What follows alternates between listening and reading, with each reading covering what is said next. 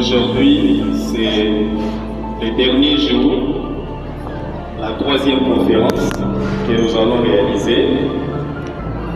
Nous avons commencé depuis le vendredi, où nous avons essayé de parler sur pourquoi vivre s'il faut mourir un jour. Et aujourd'hui, hier, nous avons parlé d'un autre thème qui constituait à échanger autour de où trouver la voie qui conduit au royaume des cieux. Et enfin, aujourd'hui, nous allons essayer d'échanger autour de notre thème très important pour nous qui sommes ici sur Terre. Et le thème d'aujourd'hui, nous allons essayer de parler de pourquoi tant de misère et de souffrance dans notre vie. Je pense que c'est la question la plus importante et la plus pertinente que nous avons toujours posée, de ce que nous vivons quotidiennement, de ce qui nous arrive quotidiennement, et nous nous disons pourquoi tant de misère, pourquoi tant de souffrance. Parfois nous nous posons la question, nous ne savons pas est-ce que c'est réellement ce que nous disons, où il y a des contradictions, ou c'est par ignorance, ou c'est nous qui ne comprenons pas ce que nous disons. Qu'est-ce que nous avons comme bonne compréhension sur la souffrance exactement? Est-ce que ce que nous vivons, c'est réellement la souffrance, ou ce que nous vivons, ce sont juste des difficultés de la vie? Alors ensemble avec les conférenciers du jour, nous allons essayer de voir, comprendre, comme nous avons dit hier au Sosola, vous voyez, ceux qui tous à la ranango, ils ont une ignorance, ou bien tout Sosola, ils ont un solo pour la koloba, ou qui koloba. Et je demanderai à notre conférencier, si possibilité il y aura, de pouvoir nous rappeler un peu le base du message du Graal. C'est quoi le message du Graal? Que parle du message du Graal? Et ça nous fera tous du bien, surtout pour ceux qui sont venus nous assister aujourd'hui. Merci et bonne conférence à vous. Je réitère encore à tout le monde bon après-midi et soyez vraiment le bienvenu. Le thème d'aujourd'hui est intitulé « Pourquoi tant de souffrances, pourquoi tant de misère dans notre vie ?» Chacun de nous se pose beaucoup de questions. Et souvent, dans notre vie ici sur Terre, les déboires, les difficultés, les contrariétés, beaucoup de choses nous arrivent. Mais on nous soulage tout simplement pour nous dire parfois c'est la volonté de Dieu. Malgré ce qu'on nous dit là, intérieurement, ça nous dérange. Aujourd'hui, grâce à l'œuvre Dans la lumière de la vérité, message du Graal, nous avons des explications profondes. Nous avons les explications sur l'essence de toutes choses et sur le processus de toutes choses.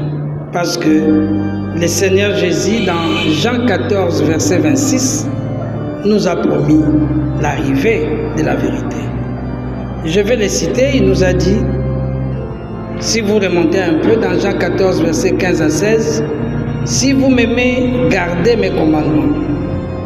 Et moi, je prierai le Père, afin qu'il vous donne un autre consolateur. » Dans Jean 14, verset 26, il dit, « Le consolateur, l'Esprit Saint que le Père vous enverra en mon nom, vous enseignera toutes choses et vous rappellera tout ce que je vous ai dit. » Fin de citation. Donc aujourd'hui, grâce à l'œuvre Dans la lumière de la vérité, message du Graal, nous avons l'explication de toutes choses. Nous ne pouvons pas dire, bon, ce sont les desseins impénétrables de Dieu. Nous ne pouvons pas dire, les chemins de Dieu sont insondables. Non. Aujourd'hui, nous devons voir clair. Or, voir dans la création, voir signifie connaître. Donc, nous allons répondre à cette préoccupation du Seigneur Jésus qui disait « Mon peuple périt par manque de connaissance ». Le message d'Igal vient donner cette connaissance. C'est la connaissance de quoi? C'est la connaissance de la volonté de Dieu. La volonté de Dieu, c'est quoi? La volonté de Dieu, ce sont les lois. Ce sont le principe de la vie. C'est ça qu'on appelle la volonté de Dieu. Et ce principe de la vie, ces lois, c'est ça qui gère toute la création.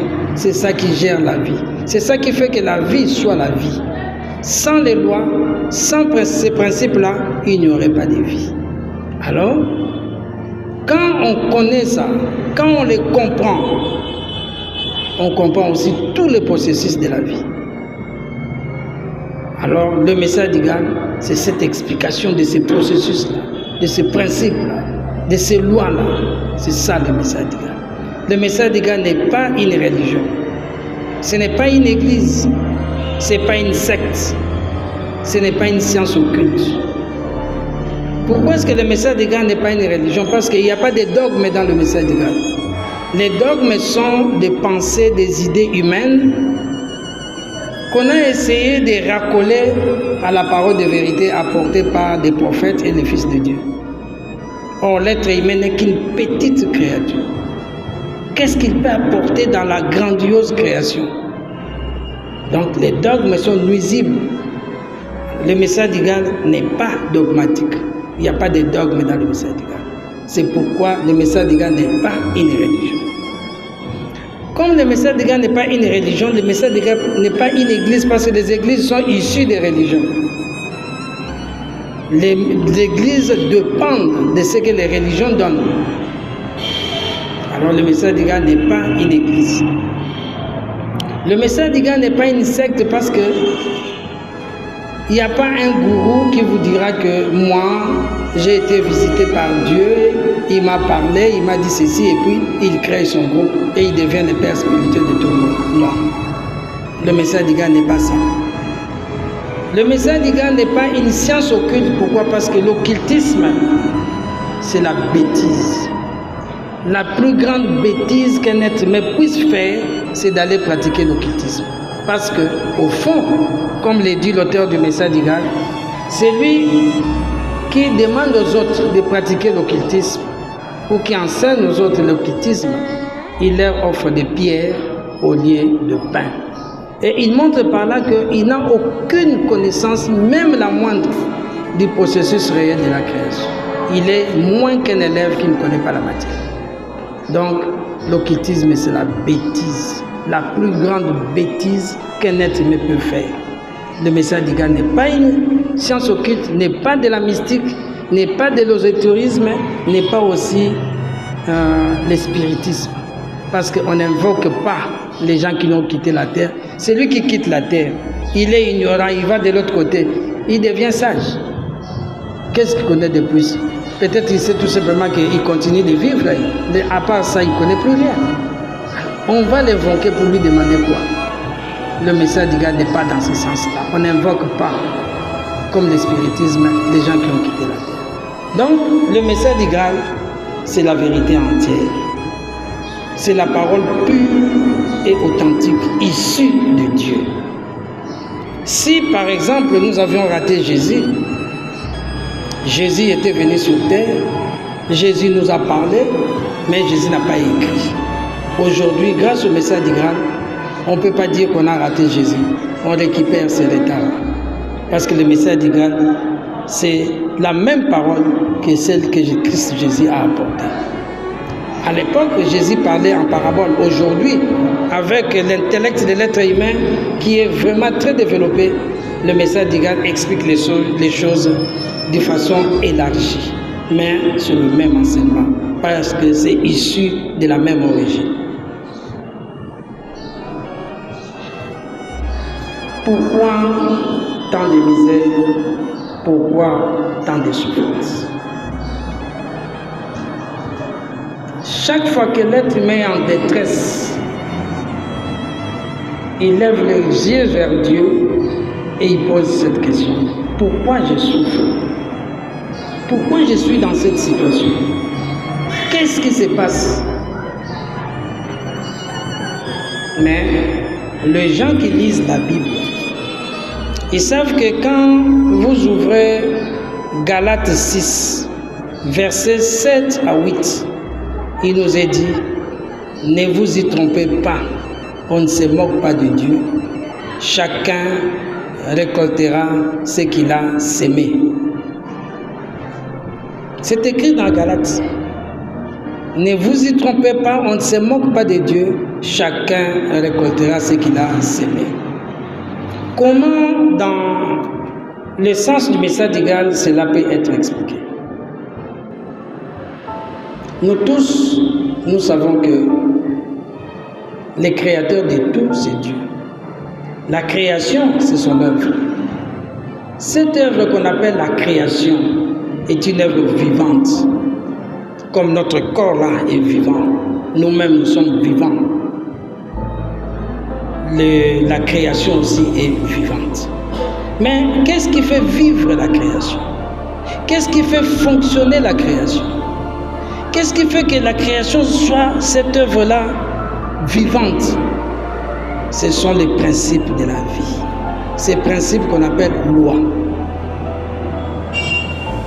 Alors, il y a la loi des semailles et de la récolte, qu'on appelle aussi la loi du donner et du recevoir, qu'on appelle aussi la loi de l'équilibre. On appelle aussi cette loi, c'est la loi des causes à effet. Si nous savons que toute la création est gérée et régie par les lois, nous allons dire automatiquement que les hasards n'existent pas. La création est une œuvre parfaite parce que son créateur, Dieu, est parfait. Tout ce qui sort de Dieu est parfait aussi. Donc, biso bato ya mokili tomitunaka mingi mpona nini na bomoi na ngai kaka mikakatano, mpona nini makambo eza kotambola te, mpona nini pasi na pasi elakisi nini na libota na ngai, esika nazali makambo nyonso tu pasi na pasi ewuti wapi? Bamosusu bakanisaka balobi nzambe obosani ngai, ça se dit aussi, mais esengeli biso nyonso toyeba ete biso toza bikelamu tofandi na kati ya mokili oyo ezali ndako ya Nzambe. Mokili oyo ezali ndako ya Nzambe etambolaka na mitindo, etambolaka mpe na mibeko. Mibeko yango nde moto eza kosala ke mokili evivre. nakopesa exemple moko, mai ekangamaka esika moko te, mai etambolaka, banuage etambolaka. Biso moko soki ofandi mingi esika moko oyoka malamu te, esengeli obouge. Makila na nzoto etambolaka, misu na biso ezalaka kokangama boye te, ezalaka paipai. Motema na biso ezala toujours en mouvement, eza principe ya vie. Soki omoni nzete ndenge ezali wana, ozwi etape moko olongoli yango, tala yango quelque temps après makasi ebandi kosala nini, ebandi kokanga, parce que olongoli yango esika mouvement nango ezalaki. Ndenge moko na mai soki ndenge eza kotambola, soki olongoli yango tie pembeni, olongoli ndambo tie pembeni, efandi wana quelque temps après ekoki mpe kokanga ebimisa so. Eza principe ya vie, babengi yango lopoto loi ya mouvement. Or loi ya mouvement yango mpe tobengi yango loi ya réciprocité des effets, loi des causes à effet. eloko nyonso tout eza na cause. Eloko nyonso tout eza na cause. Mais biso na terre mobimba tovivaka ba effet. Tovivaka ba effet, mais cause ezali. Nzete amanga so omoni nzete amanga mokokoli moto ezalaki mpo ekoma nzete amanga. Mais nzete amanga wana mpe botamaki yango moko te par hasard. Ndenge tofandi awa na kati ya salle libanga moko ekoti ya pum etuti ata moto na elongi obiaki ebeti na mur biso nyonso tourne elongi totali ewuti wapi parce que toyebi ke ewuti quelque part. Mais soki moko na biso abi te libanga wana eye nango ka par hasard nani yango ondi moto moko te parce que les hasards n'existent pas. Hasard ezalaka te. Alors sikoyo bomoi na biso totambolaka tovivaka na kati ya mokili oyo eza géré na bamibeko wana. Soki okanisi oloni, soki olobi oloni, soki osali likambo oloni. Moto na moto abukaka kaka oyo alonaka. Loi wana, principe wana, yango wana tobenga yango destin. Le destin. Destin ezali nini? Destin ezali moto na moto alonaka pe abukaka. Yango babengi destin. Nzambe mukolo moko te nzambe akodeside ke yo tel lobi okozala président de la République, mosusu wana akozala porteur, mosusu kuna akozala sentinelle quelque part. Nzambe azali justice, na kati ya justice na ye, na kati ya bosembo na ye, na kati ya bolingo na ye, Nzambe atia nyonso ndenge atia mopepe. Ndenge tomonaka moi soki ebimi na likolo kuna mutu moko ta bako Nzambe atindeli nga quantité moi koleka bato nyonso tu, ou bien Nzambe atindeli nga oxygène koleka bato nyonso tu. Nzambe atia na kati ya banzoto na biso, atia bapoumon, atia système respiratoire mobimba mpona mutu na mutu acapter oxygène pour respirer malamu. Nzambe asala injustice te, afavorisaka mpe mutu moko te. Tokanisaka te bon okuna Nzambe abénir ye, okuna kote Nzambe abénir ye te. Biso nyonso tout Nzambe apesa biso eloko moko, le vouloir, le désir. Mutu na mutu azaka na kati na ye alingaka eloko moko, ou bien adésiraka yo kaka posa eloko moko. On vouloir wana na désir wana yango nde mutu eyali efungolaka mibeko wana. Tango eza kofungola mibeko oyo lingi yango nde yo bendi. Makanisi na biso eza nango expression à vouloir. Maloba na biso eza expression à vouloir. Makambo tosalaka eza expression à vouloir. Sans le vouloir on fait rien. Tout est outaka na vouloir. Alors na création oyo ya Nzambe, na justice ya Nzambe, na bolingo na ye, na perfection na ye, mutu na mutu aza libre ya kosala vie na ye na ndenge ye moko alingi. Soki lelo oza na mikakatano yebaki olonaki mbeba. Soki lelo oza na malamu yebaki olonaki malamu. Eza pe na ntina moko te okige banda kosala ba jeûne prière pour banzambe na nga longola nga pasi. Eloko moko kaka. Seigneur Jésus alobaki na biso, vous connaîtrez la vérité et la vérité vous affranchira. La vérité c'est quoi? La vérité c'est la connaissance de la loi. C'est ça la vérité. Soko yebi ka ba loi, oyebi vérité. Alors soko yebi yango mbala moko okomi libéré.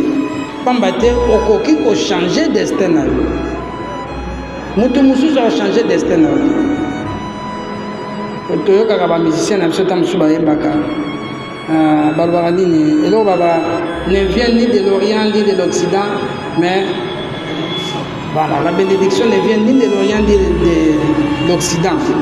Ça vient de Dieu. Quand balobi ça vient de Dieu, c'est-à-dire et na balwa na. Soko lingi nzamba bénir yo. Salela balwa.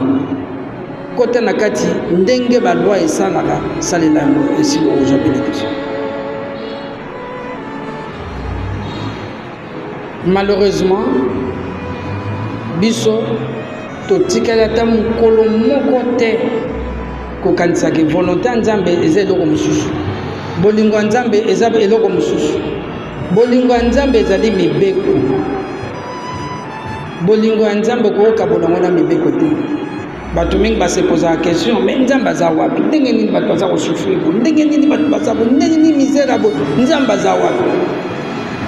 Ba mosusu kutu bakoma kokanisa ke nzambe peut-être eti akufa na ye. Te. Nzambe azali justice. Deuxième commandement de Dieu, le biko kamata kombo ya nzambe pamba pamba te. Or mingi mingi na kati ya ignorance kombo ya nzambe to salama. Soki toyebaki ke vouloir na biso yango moto décidaka sort na biso tokotambola ndenge mosusu. Parce que vouloir na biso eza clé de contact pour na ba loi et agir. Or loi eza nini oyo yo loni yango okoki. Soko ofingi bakofinga. Soko osala injustice bakosala injustice. Soko oyini bakoyina yo. Donc en principe nyonso oyo ozosalela moninga na yo ozomisalela yango yo moko. Balwa yango wana sikoyo soki toyebi yango, soki toyebi ke loi ezali nyonso oyo eyelaka biso ezali nango kaka bafui ya oyo biso moko tolonaki na makanisi na biso, na maloba na biso, na misala na biso. Mutu na mutu akozala na kapasité ya koyeba sikoyo oyo situation ozovivre na moment wana. Koloba te que famille na biso bandoki baza na famille, oh famille na biso toza freiné, famille na biso na kati ya famille wana yo ozali individuel. Ozali dilué dans la famille, yo za individuel, ozali yo. Yo en tant que membre ya famille wana makambo yo za ko vivre kuna eza makambo yo sala. Mais eloko ni ezali ke ndobotama na famille wana. Qui se ressemble s'assemble. Basoso bazaka esika moko, mabata bazaka esika moko, bataba bazaka esika moko. Ça c'est la loi de Dieu.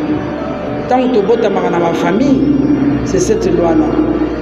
Ce qui famille wana eza ya bato lokuta, ce qui obotami kuna ibake yoza muta lokuta. Komanda kosilika na mutu moko te sala effort nzambe na bolingo na ya special possibilité obotama kuna po omiyeba yo moko. Ekolo yo botami anga na botami mongo biso ba mongo zo fier moza mongo te mais soki batuso ba bia ba mongo bazaka ba miyibi yeba ke yoza moyibi yango no botami sala nyonso tout obima na kati ya likambo. Ce sont des possibilités où epesameli biso po mutu na mutu amiyeba. Mais malheureusement toboti ba mangomba, toboti ba religion, toboti ba science occulte, toujours comprendre des sous makambo te jamais bungi. Toujours ba sunzela ya nzambe malamu malamu. Oh nzela ya nzambe koyeba nzambe malamu ezali ka koyeba volonté na ye. Soko oyebi volonté na ye oyebi nzambe. Et soko oyebi nzambe oyebi mibeko. Soko oyebi mibeko oyebi bomoyo. Et soko oyebi bomoyo oza dégagé. Pambate nyonso koyela yo pona yo c'est une occasion ya kolongola. Pour m'y reconnaître pour kolongola. Est-ce que tu peux poser sous question pourquoi tant de souffrances, pourquoi tant de misère? Tu peux poser question. Parce que la misère c'est quoi? La misère, c'est tout simplement la conséquence, c'est la suite, ce sont les effets de ce que vous avez fait endurer aux autres. Ce qui est offert en direct dans la privation, dans ma cambobele en dengue na dengue. Mais où est-ce que malheureusement, et l'eau comme sous, oyo et ça là que toye ba makambo malamu mingite, tomita la ramingi na vie moko oyo. Tokanisaka c'est la première fois to botami na terre. Bisonyo sondenge tozabu. Mutu moko te abotama mbala moko. Bisonyo so tout to botama mbala ebele to kufa mbala ebele. Nous avons été dans toutes les races de la terre. Tozalaki race blanche, tozalaki race jaune, tout. Nous avons été dans toutes les conditions sociales dans mokili tozalaki. Ozalaki riche, ozalaki moyen, ozalaki nini, ozalaki pauvre, nyonso tozalaki. Mais les loyo ndenge toza awa. Mutu na mutu azali la somme. Mutu na mutu azali résultat ya ba vie na nyonso passé ndenge tofani. Mais nous avons la possibilité avec la connaissance. Il y a pas loin nzambe, nous avons la possibilité ya komiyeba, ya ko bonwana pour na kozwa orientation mosusu. Tokoloba te ke Yesu Christ ayaki kozwa masumu na biso akenango. Tokoloba te ke pasi na ngai c'est le président de la République. Pasi na ngai papa na ngai kutu asalaki ngabo. Non. Chacun est responsable de tout ce qu'il vit. Et chacun a la possibilité de transformer sa vie.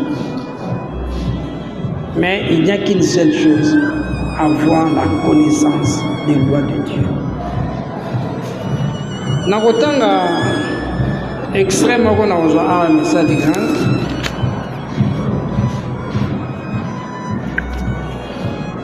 Abdouchi n'a pas que de fois n'entend-on pas de personnes par ailleurs fort censées déclarer que Dieu permette de telles choses mais inconcevables.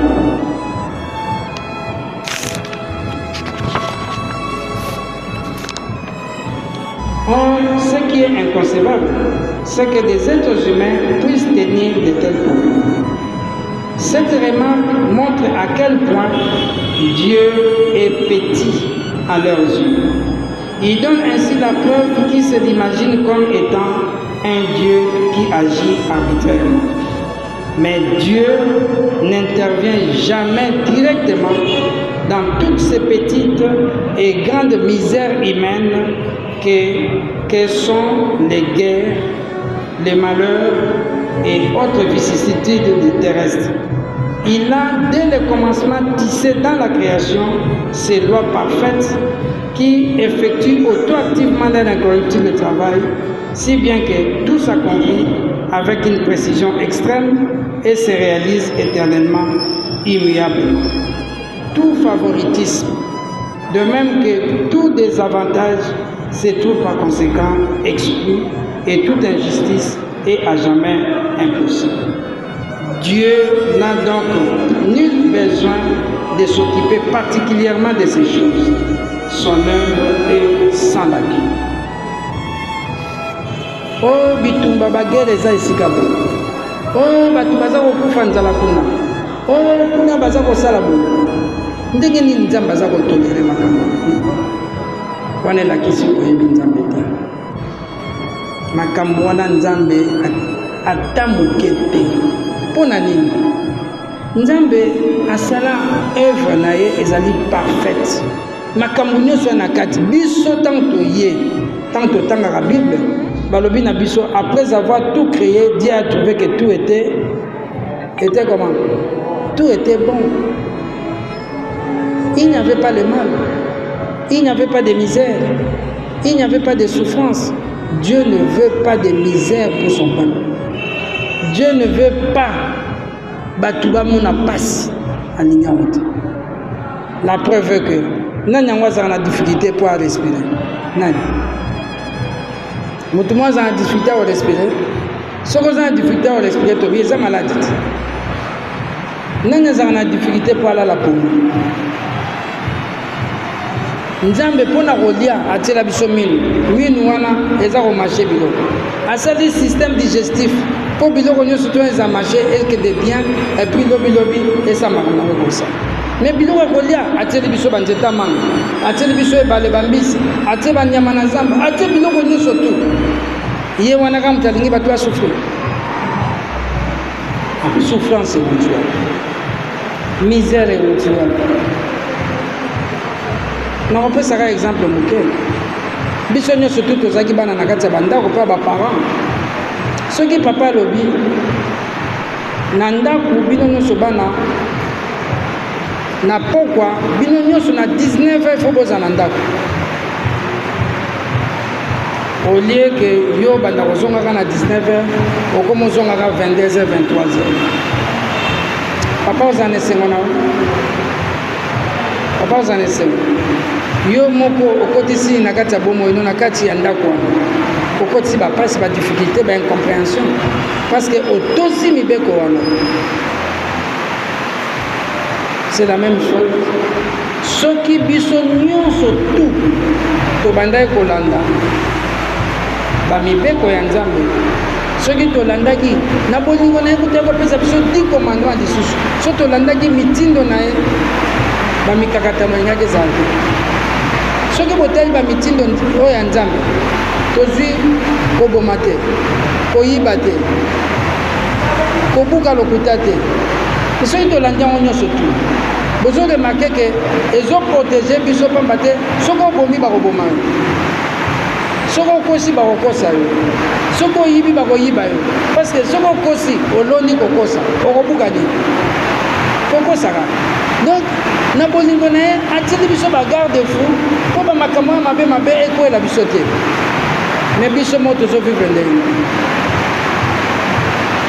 donc mutu na mutu soki ndenge tofandi awa mutu na mutu soki amitali mutu na mutu soki asali examen de conscience bapasi nyonso oza kovivre bamikakatano nyonso oza nango yo moko moto oza à la base alors comprendre que eza yo moko luka oyo se transforme soki ose transforme makambo nyonso tu wana mon peuple périt par manque de connaissance. Nous devons avoir la connaissance pour nous transformer. Donc, au fond, origine, il y a la souffrance. Origine, il y a la malheur. Origine, il y a la misère. Et ça dit bissomo. Ce qui est dans le bissomo, c'est-à-dire chacun individuellement.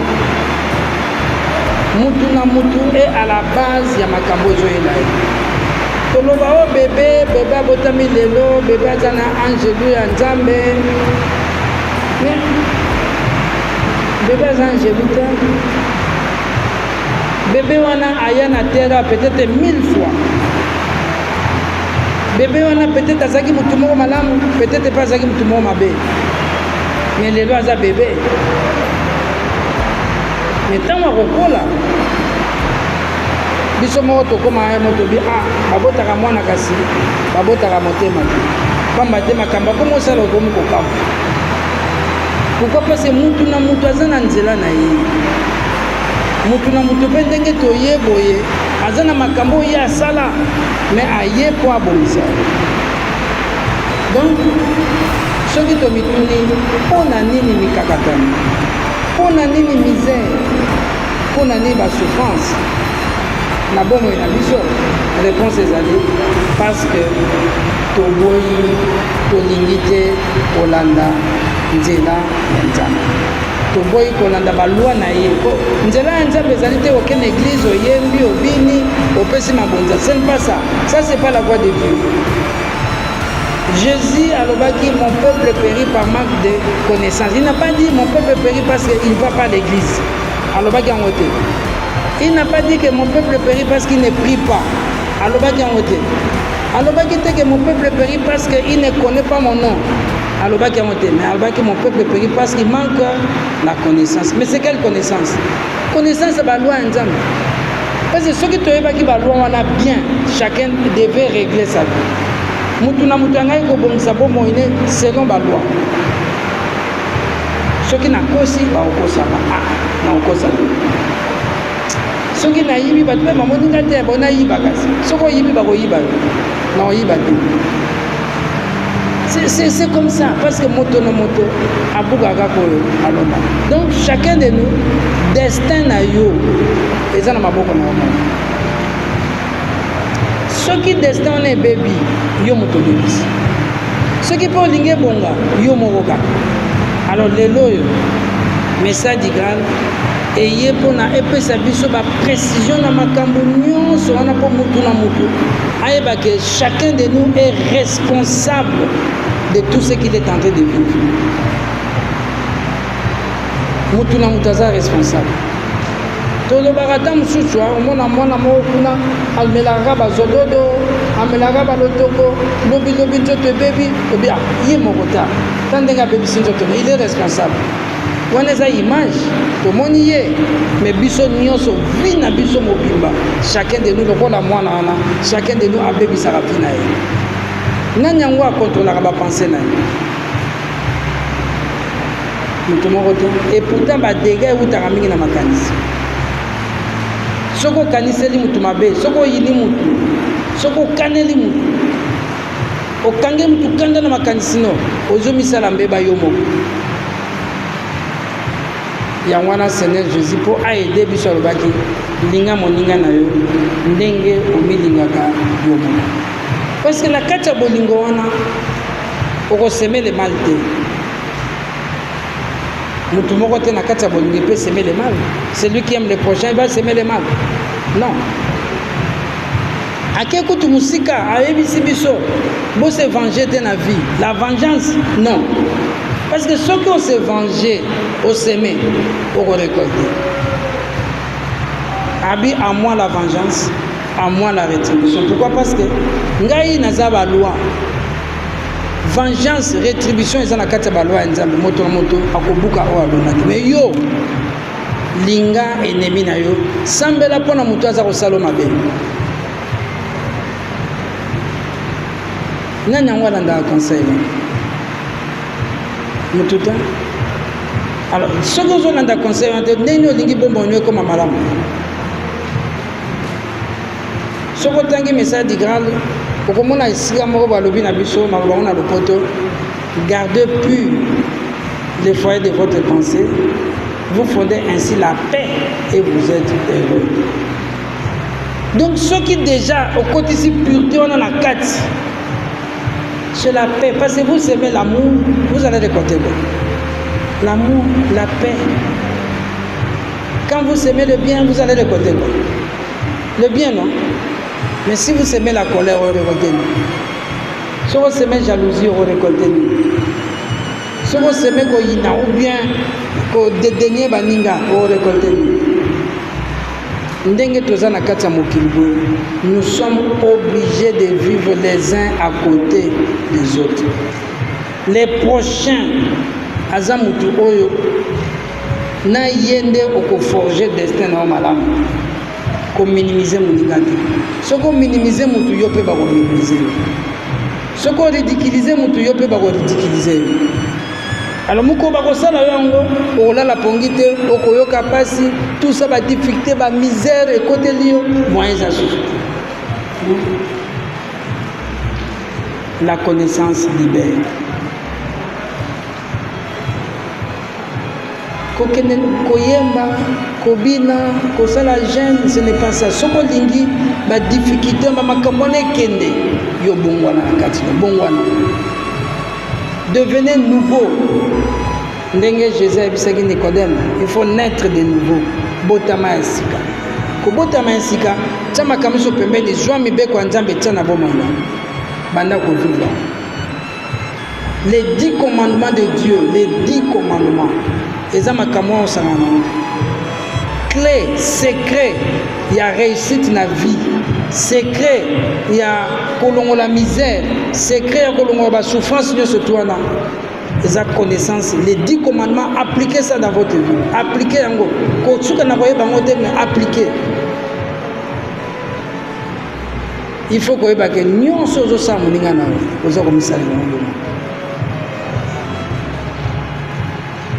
un mususu tozaka na biso ba kam mususu zaka lo kaka to benga ngolo kwa ya pamba pamba au fin devant télévision aux hôtels ba boxer mi ba ba obula beta beta mais na kati ba loi nzambe ozokotsa likambo yo pe lobi ba kosala mais yo mona ngolo kwa za jeu komona ngolo kwa jeu mais ndenge zo sapese mutu na ba tuta makofi wana azoka pe passer malgré basali on soki pona mbongo mais yo ils avaient pas moko tala ngota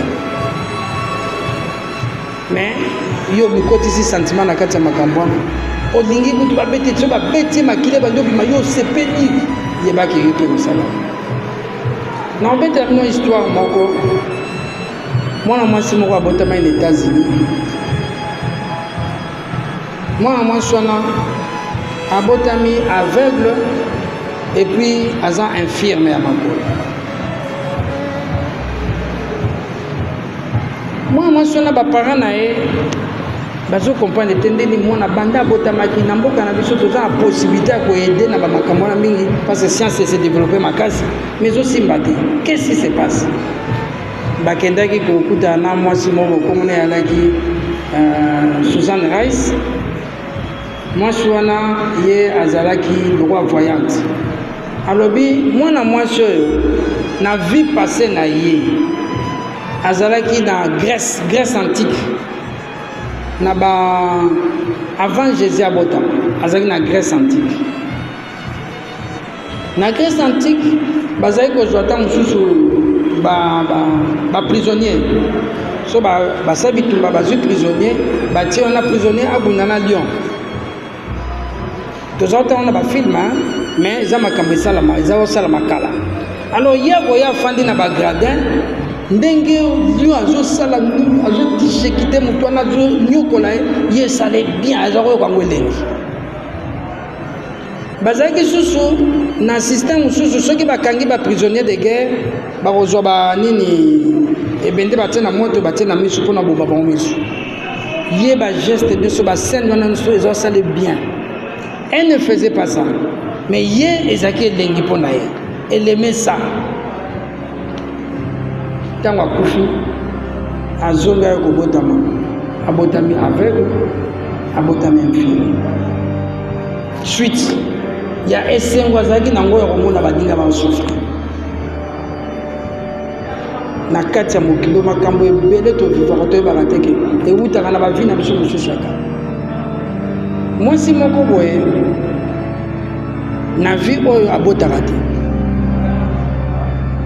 amituni me ndenge nini akenda nini bamédecin basali makambo nyonso tu ezosimbaka te akepa ya voyante nayebisi ete na vi na yo passé okufaki na obota mais avant kufa olobaki paso eleki makasi ngai soki kozonga bazonga ya mokili ngai na obota na nga supe yango na obotaka te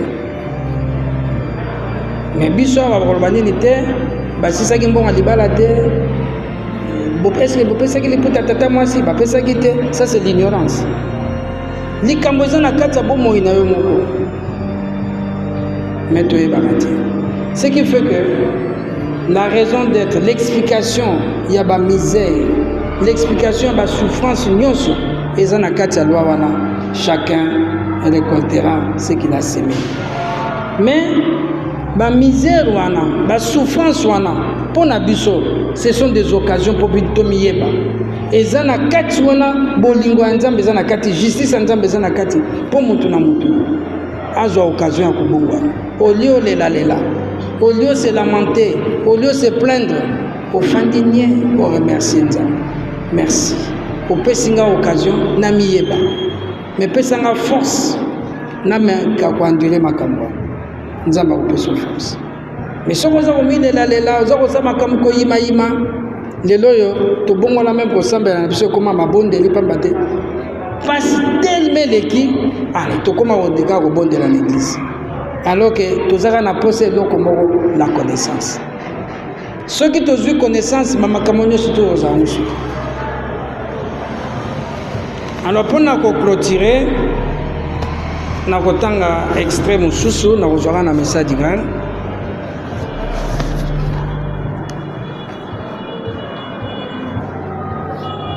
Abdouchine alobi na biso, conformément aux lois de la création, la misère, le désespoir et l'anéantissement ne sont jamais que le juste retour d'actions erronées. Ce n'est pourtant pas difficile à comprendre, pour peu que l'on veille. Il y a là une évidence si simple et si frappante que plus tard, vous pourrez à peine concevoir comment vous avez pu négliger un tel fait au lieu d'y prêter une attention soutenue. Ce qui non seulement vous aurait épargné à vous-même toutes sortes de peines, mais les aurait même transformés en joie. Fin de citation. Donc, la souffrance, la biloko se tourne, et ça n'a pas de conséquences. Ce qui te transformer en joie. Oyo, mener grâce à la connaissance. Donc, ce qui te dit, chacun peut transformer sa vie. La vie n'est pas difficile. Dieu ne veut pas que les gens souffrent. Dieu ne veut pas qu'il y ait la misère. Dieu ne veut pas ça. Na katia création na ye, to ye awa pour na to vivre la félicité, la paix, le bonheur. Je vous remercie.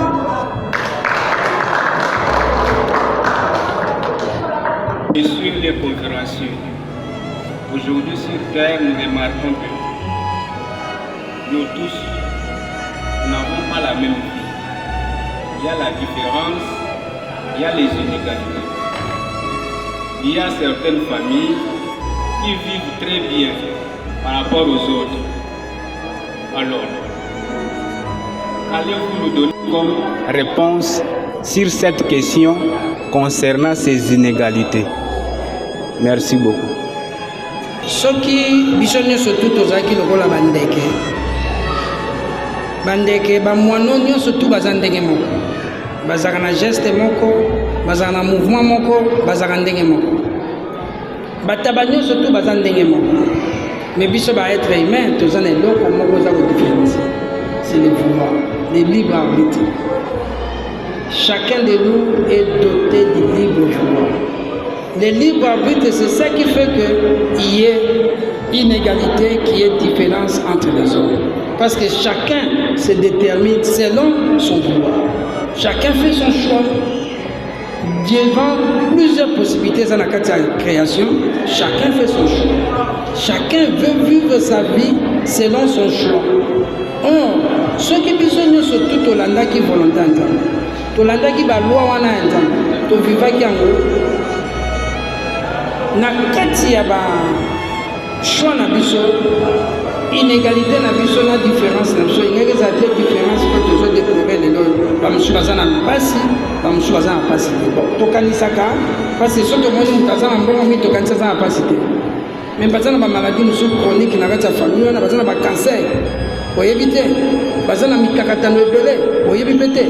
Donc nous voyons seulement un aspect extérieur. On veut mesurer la vie par rapport au bien matériel. Mais la souffrance qui est dans la famille, on ne sait pas. Ça aussi, c'est un problème.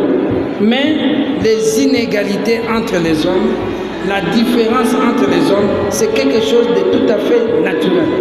Parce que nous sommes dotés du libre arbitre. Dans le cas du libre arbitre, chacun récolte ce qu'il a semé. Vous comprenez? Donc, et là, comme on soutient l'inégalité, et là, comme on soutient la différence, sinon notre libre arbitre, notre libre vouloir. C'est ça qui détermine les tout. Ce qui fait que le destin, na kati ya famille na bino kaka bobotami, ata boza na mbongo ebele, mais so bobotami 5, mutu na mutu aza na destin. Malgré bosangani bino surtout mutu na destin. Et puis donc bosangisi bino kuna affinité moko. Peut-être, mingi babota matam sur la famille riche, peut-être aussi la cupidité, le cochon en bon, et tu n'as pas de la cupidité, et tu n'as pas de bah ma cambo belé, tu n'as pas de donc ma cambo est belé, ou influe à cacher qu'au bout de ma famille, mais inégalité, la différence, c'est le libre vouloir. Ça va? Tout le monde a un verre, na parole oyo tobengaka parole ya nzambe oyo eza na kati ya bible. Cela tolingi toyeba différence nango ezali nini parce que parfois tokomona ke no tomesani mingi na koyeba ke no la bible liloba nzambe ezali na kati ya bible, mais tomoni mpe livre ya vert oyo ezali babengi enseignement ya message du Graal. Alors tolingi toyeba différence nango ezali nini na bible na livre oyo tomoni ya vert oyo. Merci pour la question. Na classe tant tozalaki na école primaire toyekolaki calcul, livre ya calcul mpe ezalaki. Tant tokomi na humanité toza na livre ya algèbre, mais ebandaki na calcul tokomi na algèbre. Différence ni entre livre ya calcul na livre algèbre ezali banotion na ndenge ya développement ya bato na niveau ya oyo bakomi na algèbre baza su na niveau ya calcul te. Calcul ezalaki na niveau ya C, na niveau ya bana ya primaire, et puis là comme na secondaire comme na livre algèbre. De la même façon, Bible est un livre ma bête. Bible est une valeur spirituelle. Mais Bible est une étape, il y a développement à biso tant que la spirituellement, c'est une étape pour la primaire. Par exemple, Adam et Ève. Par exemple, mais mutu akoli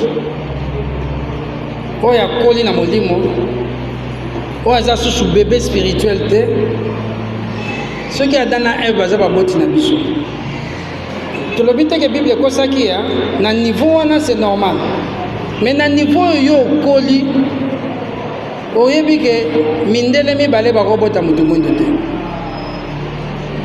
Mais les autres, ils ont combien de races na terre? Les races sont les outils.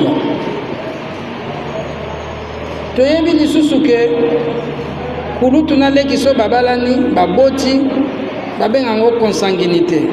Même na banyamaso boko la bangulu, bangombe, tout ça. Basala que on y soit babotami et si comme on va kabola kabango. Sinon tes consanguinité génération ne go melati. Rien que n'a pas fait wana, tu dois comprendre déjà que il faut aller au-delà de cette connaissance. L'homme qui a Caïn a bomaki Abel. Mais Caïn a quel nord pour la moisson à Outakwa. Parce que dès la bomie Abel, moi non à Botamaï comme les agues Enoch. Et moi en bas. Moi je suis à Balaki à Outakwa. Il y a une chose qui fait tout simplement qu'il faut réfléchir. Nous avons besoin, les loyaux, pour la connaissance spirituelle, nous avons besoin d'un livre. Ils ont sa connaissance totale d'explication nuance. La Bible, ce que lui second quelque part à l'objet, la Bible, c'est 60% il y a histoire. Bana Israël, Bazakina Boumou, Égypte, Basalaki, Basaki, ça c'est l'histoire. 60% de l'histoire. Yesu azaki na boatu na bapostolo na ye, mbonge azaki makasi, alali pongi balamuse, ça c'est l'histoire. Okuta na kati 10% ya banzembo, les psaumes. Okuta 10% ya ba poème, les cantiques des cantiques. Okuta 10% ya liloba ya nzambe. Okuti pe 10% ya témoignage. Évangile selon Marc, évangile, on dit ça témoignage. Donc, dans l'ensemble, vous trouvez dans la Bible histoire, chanson, poésie, témoignage et puis l'Ilobanzam le Mouké. Mais ce qu'on message du Graal, livre message du Graal, du début à la fin, les histoires des athées, poésie des athées, cantique des athées,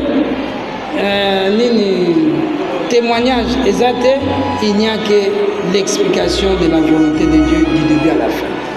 Alors, dans le bandengeni, dans le babou, les lois to comme na tango ya suka ya développement na biso spirituel. Na tango ya suka, nous avons besoin de la vérité entière.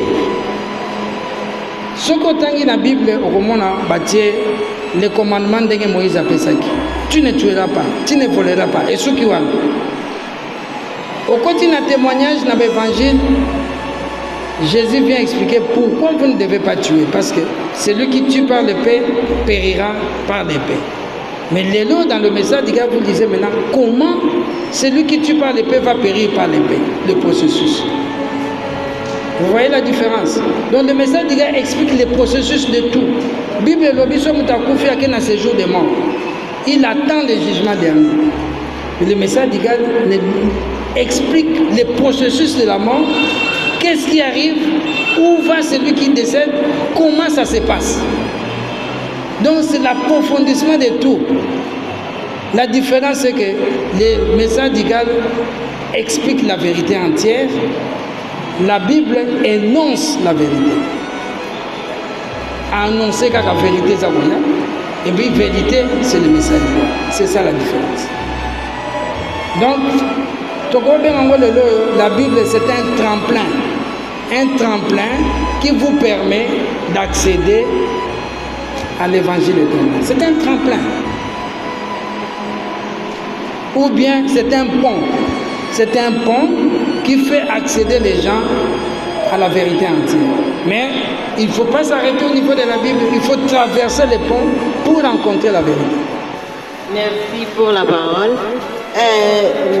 Ngana lingina bakisa mukie par rapport ya nyonso mesikinke la lobby. Pour mutuna ezalaki Bible différence Bible na livre vert. Mais Bible ndenga mesikinke la expliquer na opesa exemple peut-être apesa kike tango to bébé abotami amelaka mabele ya mama. Soki apusani babakisi potopoto. Soki apusani lisusu bakotia biloko oyo ekotonga nzoto na eti ekokoma mukolo. Alors Bible ezali lokola mabele ya mama.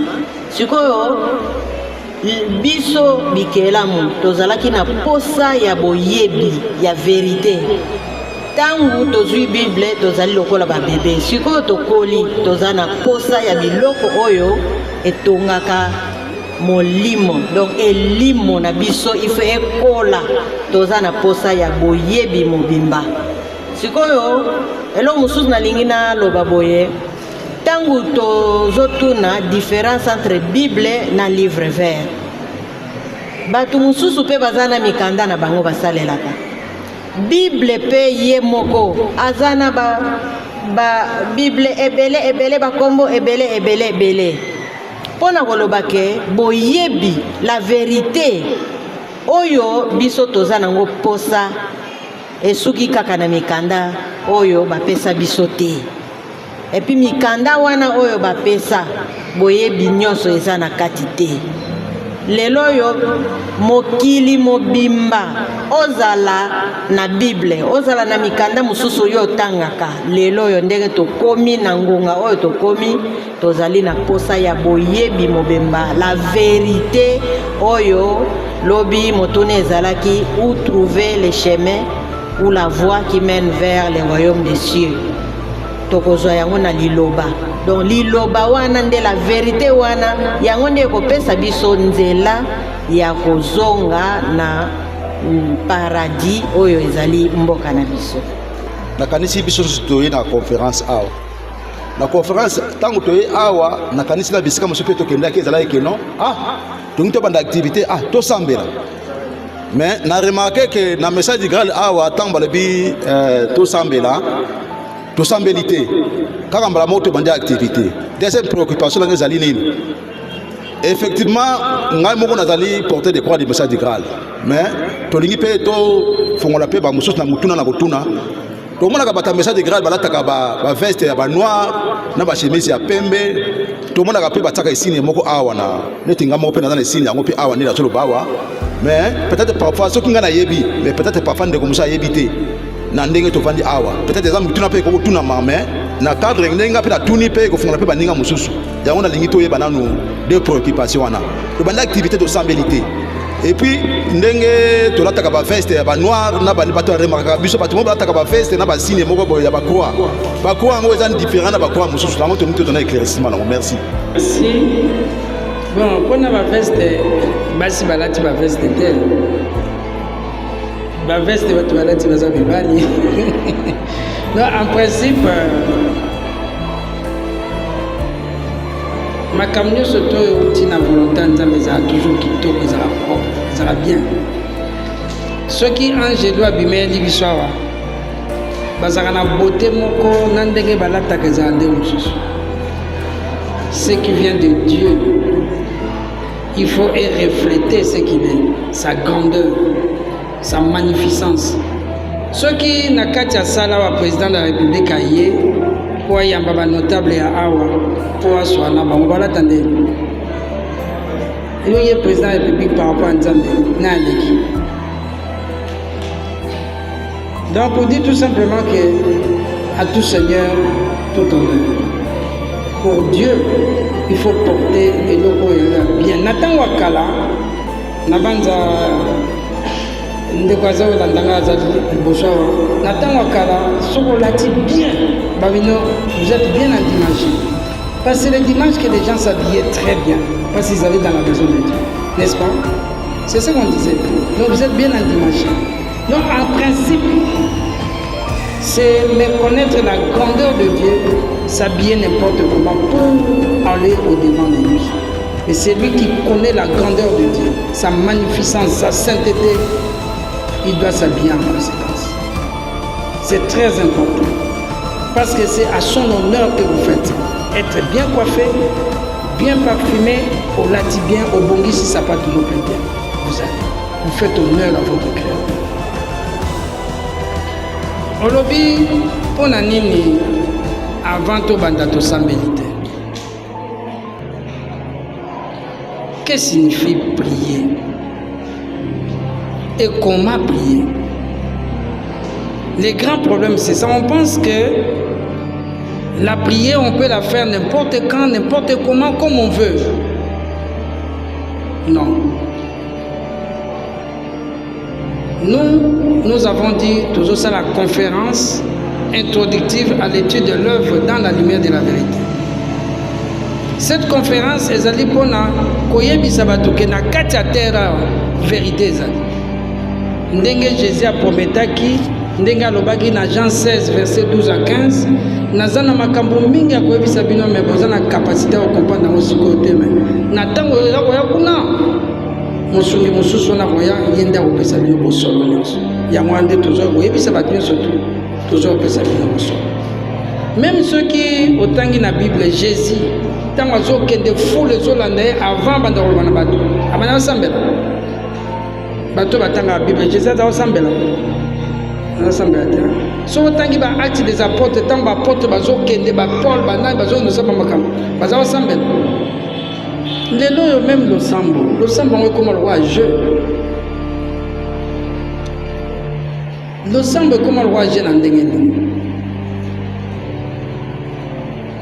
ozosambela nzambe longola esprit ya distraction longola boye makambo eleka malamu esala boye ndenge toza et au nom de Jésus j'ai dit amen. C'est ce qu'on fait. C'est pas ça prier. Pourquoi ça ozosambela ti okomi na soko lobi au nom de Jésus? Jésus nous a montré la prière. Il nous a montré comment prier. Notre Père qui es aux cieux, que ton nom soit sanctifié, tout ça. Au nom de Jésus, j'ai ainsi prié. Mais pourquoi on a fait ça? Pourquoi on le fait? Madame Jolie Pogno Salam. Donc vous comprenez que ce n'est pas ça. Et c'est ça qu'on appelle prier. On fait n'importe quoi. Et on veut que tout le monde fasse ça. Non. Biso toye, awa toye prière toye conférence. Nous venons annoncer aux êtres humains qui sont comme nous, oh bazo sala distrait na ba makamusu ke bola muka. La vérité est sur terre. C'est que Jésus disait que mon peuple périt par manque de connaissance. Cette connaissance elle est sur terre. Et nous vous présentons le message divin. Lisez, ne dormez pas, ne vous laissez pas distraire par les choses de la terre. Les gens n'ont pas clinquant. Ce que vous faites, c'est que vous avez dit que vous c'est ça, nous présentons le message. Alors on va commencer par faire quoi? La prière. Non. L'heure de la prière existe. Ce matin, nous avons été à la prière. On a fait notre prière. Et quand nous avons voulu manger, Madame Bernadette, avant de manger, on n'a pas fait la prière. On a fait la prière. Mais ici, c'est la conférence. Nous venons annoncer que la pongi, même les journalistes, boye pour moussa na bino sa ba caméra te, boye pe en tant qu'être humain, bola muka. Ne dormez pas. Terre ndegezo makambo bo mona na Gaza wana. Makambo zo mona na Ukraine, ozo le kana est, ça peut arriver, ça va arriver aussi. Jésus a le bac en Matthieu 24. Quand vous verrez toutes ces choses, sachez que portez la vérité à Dieu n'importe. Vous verrez des faux prophètes, vous verrez ceci, vous verrez. Alors même, Batoubakoya, Kosaba, miracle, même des prodiges pour égarer les élus, ne les suivez pas. Nous venons vous dire la vérité sur terre. Nous, on ne vient pas faire des miracles ici. Mais c'est Dieu qui on n'a pas dit ça. On n'a pas dit ça. Que Madame Titi Azambikou dit on n'a pas dit ça. On vient vous dire tout simplement que ce qu'on yebi mi beko ya nzambete, yebi mi tindo na ete mi kakata nous na moment. C'est vous-même qui êtes à la base de ce qui vous arrive.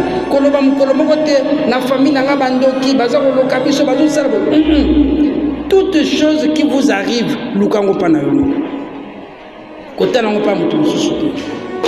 alors, ce qui te l'obine de la kisini, le Seigneur Jésus dans la prière de notre Père, pardonne nos offenses, comme nous pardonnons aussi à ceux qui nous ont offensés. Ceux qui te donnent la connaissance que tout ce qui m'arrive, c'est moi qui suis à la base. Automatiquement, vous ne pardonnez pas les prochains. C'est automatique, non? Parce que le prochain n'est qu'un instrument par lequel, oh yo, c'est là qui va te nous et zozongelo par lui. De là, le message d'Igal et Lobby, pardonner signifie ne tenez pas compte de la faute de l'autre. Pardonner signifie libérez-vous. Pardonner signifie sondez-vous. Robert la sous-gastrite, Robert la tension, ndenge ya sala kingai makambo ngana ko limbise lisusuté. Non, mutu aza na connaissance wa kosa makambo. Alobango peut-être. Robert la mutu te pona makambo basala ki. A comprendre que net chance ko ba yi mbongo albi mais c'est qui en toi ndenga mona za moyibi. Parce qu'on lui a volé. Vous récoltez ce que vous avez semé, non? Ce n'est pas ça. Mais ce qu'on y est bien, qui bien aux arrêtés. Aux assauts tourment, automatiquement la souffrance part. Parce que souffrance c'est l'accident. Souffrance c'est l'accident. Vous refusez d'accepter Makamboza que Yomo à la base. Parce que nous, la responsabilité, ce sont les autres. Et c'est là qui est. Makambo, ils ont eu la main,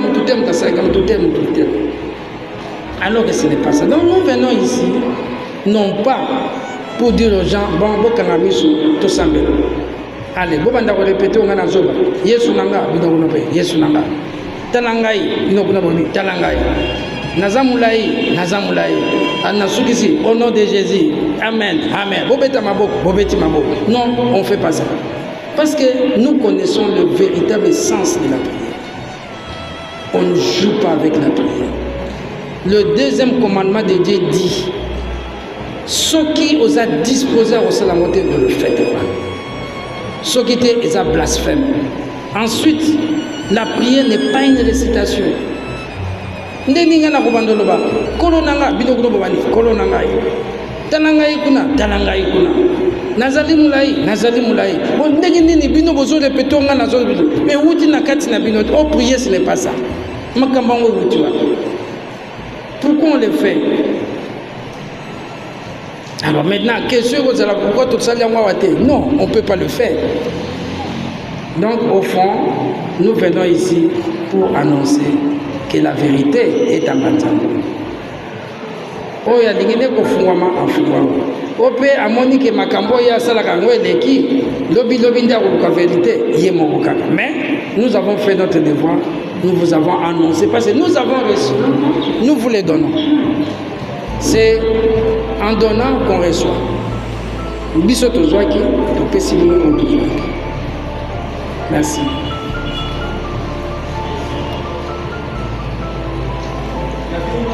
Ah oui, oui. Sur la croix. Il y avait une question sur la croix. La croix. Na bandaka na exemple kaka biso tanto eba mike. Soki bosali likambo. Soki baninga bazondima te bosali croix na se bobi sauter. Mais ces gens on sala kango te. On sala kango. La qui c'est que croix est un signe à vérité. C'est le signe de Dieu. Nazo ba susu tanto eba mike so bozo banga na molili bo banga ba biso tsaka kwa bo. Bodi mo mabe na okima. C'est le signe de Dieu. La croix est le signe de Dieu, c'est le signe de la vérité. Ce qui biso to lati croix. C'est-à-dire que après avoir rencontré le message du grand, tu es en contact dans votre tangi. Tant to tangi to sosoli. Tant to sosoli to mais makamwa yango. Donc mokili po etambo ya malamu esengeli kosala nzamba lingi. Ngana boyi makamwa susu na olandaka nde nzamba lingi. Tant ozwi décision wana, c'est-à-dire vous voulez na bomo inayo vivre selon la vérité, dans la vérité. Signe visible les roi moto à côté na IDPS, ba pesa ba ba signe. Ba ebi ko muta IDPS ko muta pepper de ba ba onde na ba signe ga. Alors, dans la création où il n'y a pas de vérité, moi j'ai rencontré la vérité, je veux vivre dans cette vérité. Dans un signe dans votre. J'ai le signe de Dieu, c'est le signe de ma conviction, de ma certitude, et je porte ça fièrement, dignement. Dans la ténèbres, partout où je suis, quand on me voit, on sent que non, celui-là. Donc, ce n'est pas le signe crucifié qui Jésus. Signe crucifié qui Jésus, c'est le signe de la passion. On peut appeler ça aussi le signe de la honte. Parce que biso va être humain, nous avons eu le courage d'attraper le Seigneur, de bimisier le roi Moïse, le roi la zoba moroboy, de bomiller, de s'emboussiller, et puis de tirer la croix au bar romain, bazaro tia ba brigand, soko yibi, soko assassin, bazaro boma bango na ba croix. To ke boma Jésus. To zui croix wana te otsa na banda na biso. Mbelio ba bomi tata na otsa na ndongo. Obandi ko fuka ma mbelio na zala. Donc, nous ne portons pas la croix de la passion, la croix de la souffrance, nous portons la croix de la vérité. Les signes de Dieu. C'est la marque qui montre que nous, dans notre vie, nous voulons vivre selon ce que Dieu veut. Non pas ce que les hommes veulent, mais ce que Dieu veut. C'est ainsi que même dans la conférence, on ne commence pas par la prière, on commence selon un autre processus. Parce qu'on ne fait pas comme tous les autres. Nous sommes totalement différents des autres. Totalement. C'est pourquoi nous ne sommes pas une église, nous ne sommes pas une religion, nous ne sommes pas une secte, nous ne sommes pas une science occulte. Nous sommes dans la lumière de la vérité.